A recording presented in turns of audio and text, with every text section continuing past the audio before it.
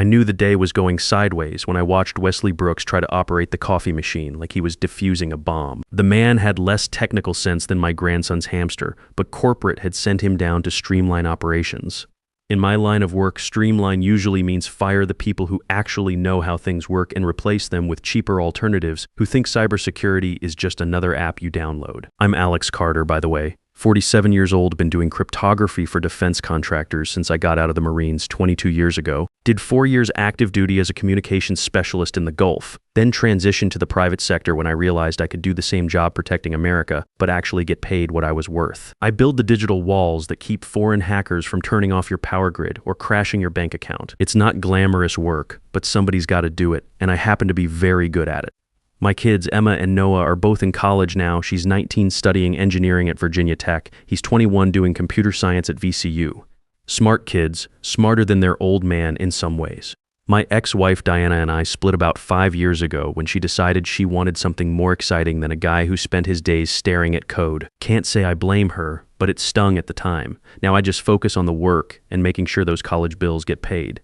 Wesley finally managed to get his coffee, turned around and gave me that tight-lipped nod that middle managers practice in bathroom mirrors, the kind of nod that says, I acknowledge your existence, but consider you a line item on a budget spreadsheet. Alex, he said, like he was acknowledging a piece of furniture that needed to be moved out of the way. Wesley, I replied, keeping my voice level. I've got a top-secret SCI clearance that would make his head spin, but to him I'm just some legacy employee who doesn't laugh at his efficiency optimization jokes. I'd been watching Wesley for the past 3 weeks since he arrived from corporate headquarters in Atlanta. He had that hungry look of a middle manager trying to make his mark, the kind of guy who thinks 25 years of institutional knowledge is dead weight that needs trimming. He'd been spending a lot of time with Charles Hoffman, our CEO, talking about right-sizing and modernization initiatives. Corporate speak for firing experienced people and replacing them with cheaper alternatives. The thing that worried me most was how he kept hovering around the IT admin desk, asking questions about system access and user privileges.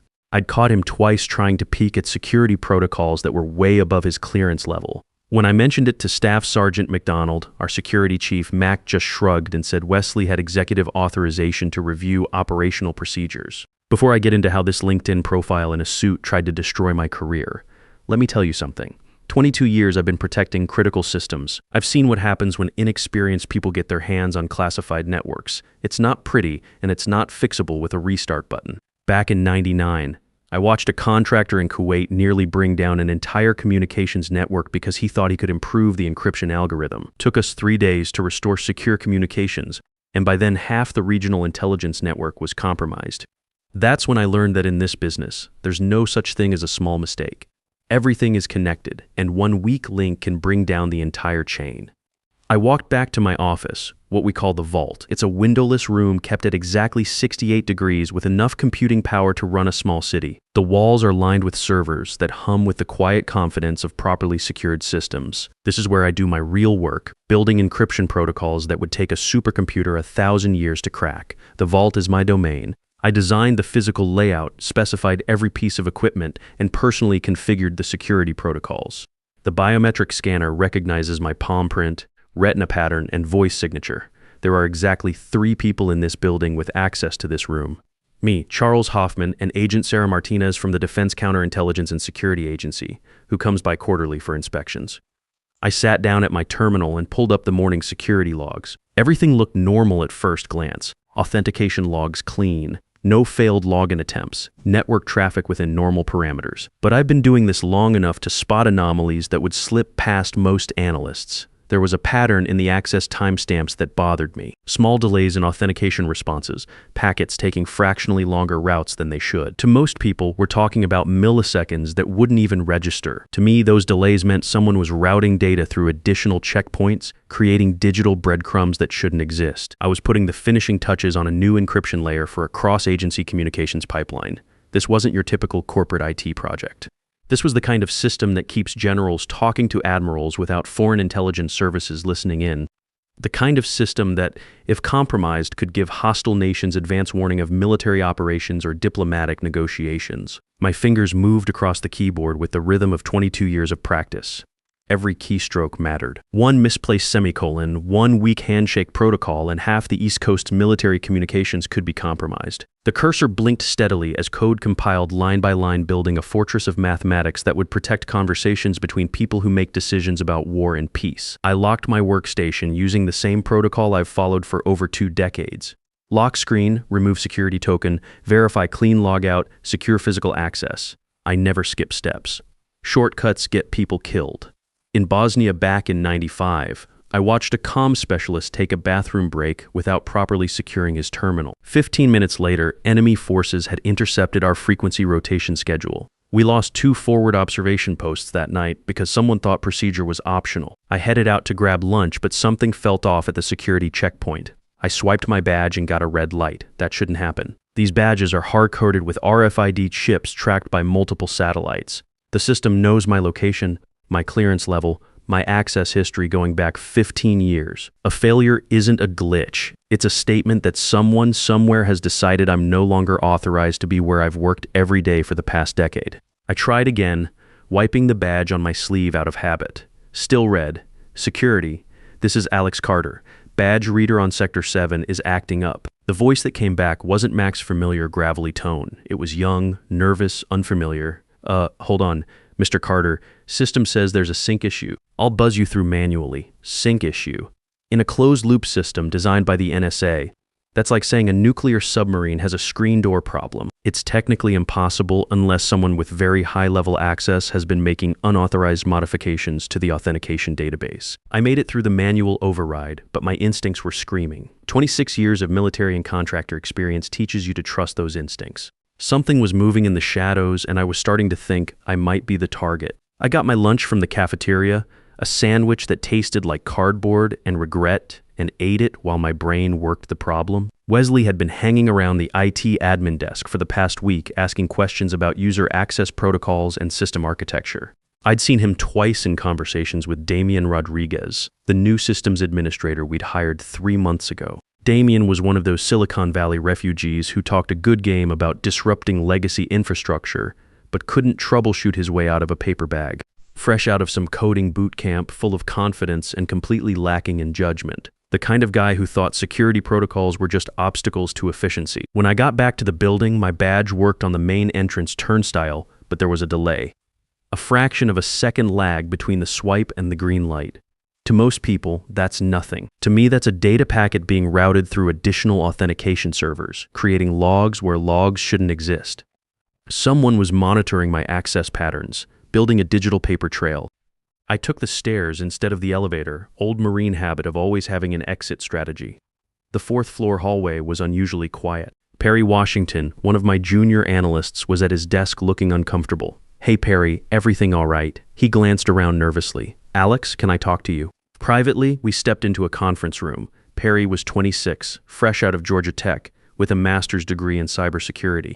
Good kid, reminded me of myself at that age, eager to prove himself but smart enough to ask questions when something didn't make sense. "I've been monitoring the network traffic like you taught me," he said. "There's something weird happening, unauthorized queries running against the personnel database. Someone's been pulling access logs, clearance records, employment history, whose records, yours, and about 6 other senior staff members. All the guys with over 15 years experience. My blood pressure spiked, but I kept my voice calm. When did this start? 3 weeks ago. Right after the new management consultant arrived, Wesley. The pieces were falling into place like a tactical pattern recognition exercise. He wasn't here to streamline operations. He was here to conduct intelligence gathering for a personnel purge. The classic corporate playbook. Identify your highest paid employees, build a case for their dismissal, replace them with cheaper alternatives. "Perry, I need you to do something for me. Can you trace the source of those queries?" "Already did. They're coming from an admin account that was created 2 days after Wesley Brooks arrived. The account has elevated privileges that bypass most of our monitoring systems, who authorized the account creation. Charles Hoffman signed off on it. Emergency management access for operational review. Our CEO had handed Wesley the keys to our personnel kingdom. This wasn't just cost-cutting. This was a coordinated attack on institutional knowledge. I got back to the vault and sat down at my terminal. Everything looked exactly as I'd left it, but there was something different about the desktop environment. A terminal window minimized in the corner that I hadn't opened.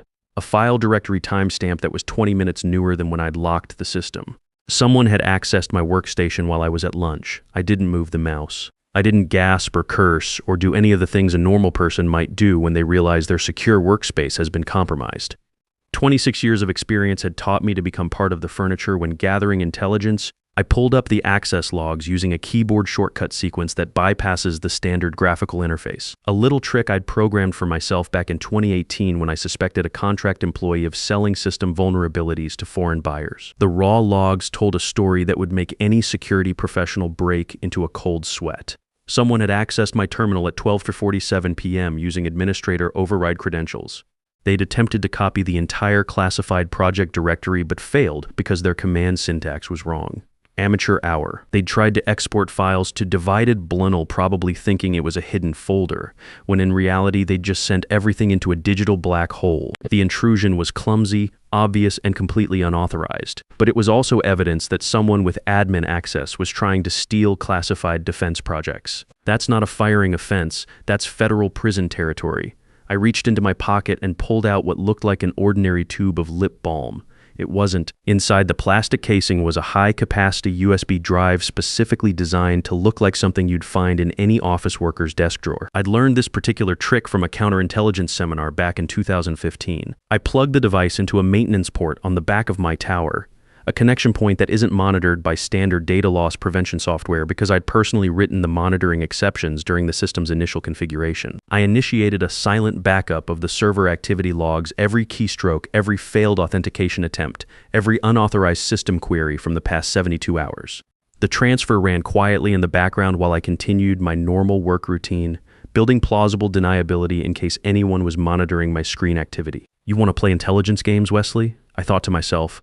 Let's see how good you really are. The download finished in 8 minutes. I pocketed the lip balm device, straightened my jacket, and went back to coding like nothing had happened. But the air in the vault had changed. It no longer smelled like ozone and recycled air.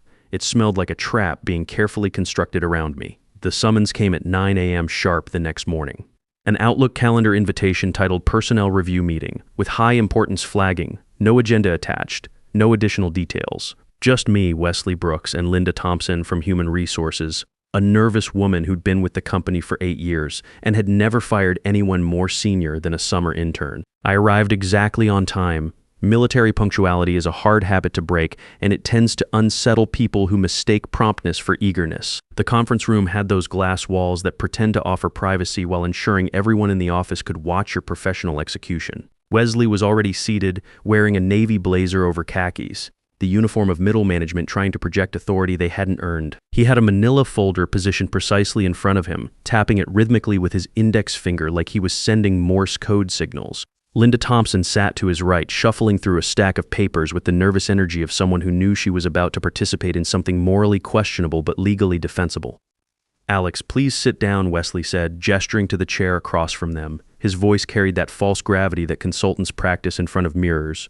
I remained standing for exactly 3 seconds longer than socially comfortable. Another old military trick that establishes subtle dominance before taking the offered seat. "Good morning, Wesley.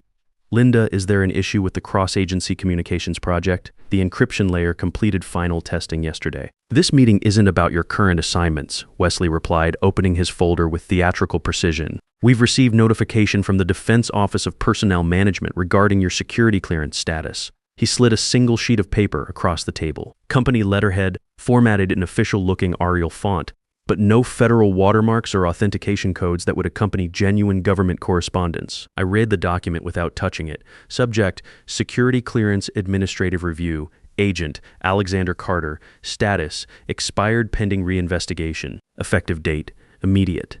The document was a masterpiece of bureaucratic fiction. It cited non-existent regulations, referenced phantom oversight committees, and claimed authorization from agencies that don't handle contractor clearances. Someone had spent considerable time researching government procedures just enough to fool HR departments and corporate executives who'd never actually dealt with federal security protocols. "This is creative fiction, Wesley," I said, keeping my voice level and professional. "My TS/SCI clearance is current through 2027. The periodic reinvestigation was completed 18 months ago with no adverse findings. Furthermore, Clearance revocations are communicated directly to the subject through secure federal channels, not through corporate human resources. Wesley's eye twitched slightly. He'd expected confused compliance, not informed resistance. The bureaucracy can be complicated, he replied, falling back on his rehearsed talking points. What matters is that Fortress Defense Systems can't legally employ personnel with lapsed security credentials. It's a liability issue. Show me the official notification. I said federal security revocations include specific case numbers, reviewing official signatures, and appeal procedures. This document has none of those elements. Linda Thompson cleared her throat nervously. Alex, we understand this is frustrating, but company policy requires immediate action when clearance issues arise. We've prepared a separation package, 4 weeks severance plus extended health benefits. If you sign the voluntary resignation agreement today, we can process everything smoothly. 4 weeks severance. For 22 years of service protecting critical defense systems, the insult was almost artistic in its precision. I'm not signing anything, I stated clearly. If you're terminating my employment, document it officially. Put fired due to security clearance revocation in my personnel file. Make it part of the permanent record. Wesley's mask of professional courtesy slipped for just a moment, revealing the predatory satisfaction underneath. Fine, Alex. We'll do this the hard way, effective immediately. Your employment with Fortress Defense Systems is terminated. Please surrender your access credentials. I reached into my laptop bag and placed my security badge on the conference table, the RFID card that had been my identity for over a decade. Next to it, I set down my RSA authentication token, the small device that generated rotating access codes every 30 seconds. What about the encryption keys for the current projects? Wesley asked, leaning forward slightly. There it was, the real objective behind this elaborate charade. He didn't just want me gone, he wanted control of the cryptographic systems I'd spent years developing. In his corporate consultant mind, he probably imagined he could hand those keys to some cheaper replacement and claim credit for modernizing the department. The encryption keys aren't physical objects, Wesley. I explained slowly, as if teaching basic concepts to someone genuinely confused. They're algorithmic sequences that regenerate every 6 hours based on biometric authentication patterns. The system requires my personal security profile, retinal scan, palm print, voice pattern recognition to generate valid keys. There must be some way to transfer access, he insisted. There is. It requires federal oversight, security interviews, and about 6 months of bureaucratic processing. You'd need to submit formal requests through the Defense Counterintelligence and Security Agency, provide detailed justification for the transfer, and undergo extensive background verification. Wesley's face was turning an interesting shade of red. His quick corporate solution was colliding with the reality of how classified systems actually work. We'll figure it out, he snapped. Staff Sergeant McDonald will escort you from the building. I stood up, gathering my dignity like armor. Wesley, you really don't understand what you're dealing with here. This isn't updating software or replacing office equipment. These are national defense systems with safeguards built by people much smarter than either of us. As I walked toward the door, Wesley called out behind me, "Your replacement starts Monday." Fresh perspective, modern approaches. I paused at the threshold. Good luck with that.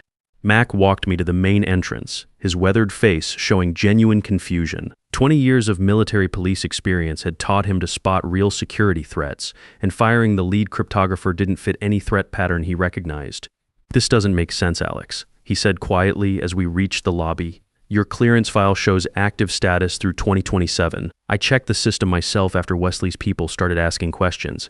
Keep that information close, Mac. Something bigger is happening here. I got in my car and sat there for exactly 60 seconds, hands steady on the steering wheel. Not from fear or shock, but from the controlled adrenaline rush of a professional who just watched someone make a catastrophic mistake. Wesley had lied about federal security credentials. That's not a corporate policy violation or an HR issue. That's a felony carrying mandatory prison time. And I had evidence. I didn't drive home to sulk or update my resume. I drove to an unmarked office building 5 miles from the base, a federal liaison facility where cleared personnel can report security breaches through channels that bypass potentially compromised corporate management. The parking lot contained the usual collection of government vehicles, black SUVs, unmarked sedans, and pickup trucks that looked civilian but had too many antennas. I grabbed my lip balm USB drive and walked into the building that didn't officially exist on any public directory. 48 hours later, Wesley Brooks discovered the difference between corporate authority and federal oversight. I wasn't there to watch the unraveling, but Perry Washington called me that morning with updates that sounded like something from a spy thriller. Military police had arrived at 7 a.m. in 3 black Suburbans. Agent Martinez from the Defense Counterintelligence and Security Agency was conducting interviews with senior staff. Wesley and Charles Hoffman were in separate conference rooms with federal investigators who didn't accept corporate explanations for security protocol violations. The best part, Damian Rodriguez, Wesley's hand-picked replacement, had managed to trigger every security alarm in our digital infrastructure. Apparently, his modern approach to encryption involved downloading open-source code libraries from public repositories and attempting to integrate them into classified defense systems. The automated intrusion detection systems interpreted his actions as a coordinated cyber attack and initiated lockdown protocols that would take weeks to reverse. By 10 a.m., Fortress Defense Systems had lost its primary government contracts. By noon, Wesley Brooks was in federal custody. By 2 p.m., Agent Martinez was calling my personal phone with a job offer that came with a significant pay increase and direct federal employment status. Mr. Carter, the department needs someone with your expertise to lead a new cybersecurity initiative. No more corporate middlemen, no more cost-cutting consultants. Just you, your team, and the resources necessary to protect critical infrastructure. I accepted on the spot. The transition meeting took place in the same conference room where Wesley had tried to destroy my career 72 hours earlier. Agent Martinez sat where Wesley had been, but her folder contained actual federal documents with real signatures and legitimate authority. The investigation revealed systematic security violations, she explained. Mr. Brooks falsified federal clearance documents, authorized unauthorized access to classified systems, and attempted to transfer sensitive defense technologies to uncleared personnel. Mr. Hoffman signed off on security protocol changes without proper federal notification. She slid a real federal employment offer across the table. We're establishing a new Defense Cyber Operations Division. You'd be the senior technical director, reporting directly to the Pentagon. Your first assignment would be rebuilding the systems that Mr. Rodriguez managed to compromise. 3 months later, I was sitting in a much larger office with actual windows and a budget that didn't require justifying every equipment purchase to cost-cutting consultants. My new team included Perry Washington, who'd earned a security clearance upgrade for his role in documenting the security breaches, and 12 other experienced professionals rescued from various corporate contractors who'd prioritized profits over protection. Wesley Brooks pleaded guilty to federal fraud charges and received 3 years in minimum security prison, plus a lifetime ban from government contracting. Damian Rodriguez was quietly escorted back to California with instructions never to apply for security clearances. Charles Hoffman lost Fortress Defense Systems when their remaining contracts were terminated for security violations. The morning news mentioned a routine restructuring of defense contractor oversight, but the real story never made headlines. Corporate executives don't like admitting they nearly compromised national security to save money on payroll. I kept the lip balm USB drive as a reminder that documentation beats desperation every time. It sits in my desk drawer next to a commendation letter from the Secretary of Defense and a photo of Emma and Noah at their college graduations, paid for with my new federal salary and the satisfaction that comes from work that actually matters. Looking back, Wesley Brooks did me the biggest favor of my career. His greedy incompetence freed me from corporate bureaucracy and connected me with people who understand that protecting America isn't a budget line item to be optimized. Sometimes the best revenge is just letting people destroy themselves while you document the process. I've told this story to a few guys I know, veterans, contractors, guys who've been around long enough to recognize the pattern. They all ask the same thing: what's the takeaway? You know what the real lesson here is? It's not about corporate politics or office revenge stories. It's about something much more fundamental. There's a difference between price and value that too many people in positions of authority refuse to understand. They see a salary and think it's an expense to be minimized. They don't see the decades of experience, the institutional knowledge, the professional relationships that keep critical systems running when everything else fails. Every organization has people like Wesley Brooks, managers who mistake cost-cutting for leadership, who think expertise is replaceable with enthusiasm, who believe that loyalty should flow upward while trust flows downward. And every organization has people like me, professionals who do the real work, who maintain the standards, who remember why the rules exist even when it's inconvenient. The system works when the right people are watching, when competent authority figures recognize actual expertise and support it with proper resources, when documentation matters more than politics and results matter more than relationships. If you're reading this and recognizing your own workplace, remember that experience has value, competence has power, and sometimes the most professional thing you can do is refuse to be complicit in someone else's incompetence. The code always remembers, and there's always someone watching the watchers, even when they think they've turned off all the cameras.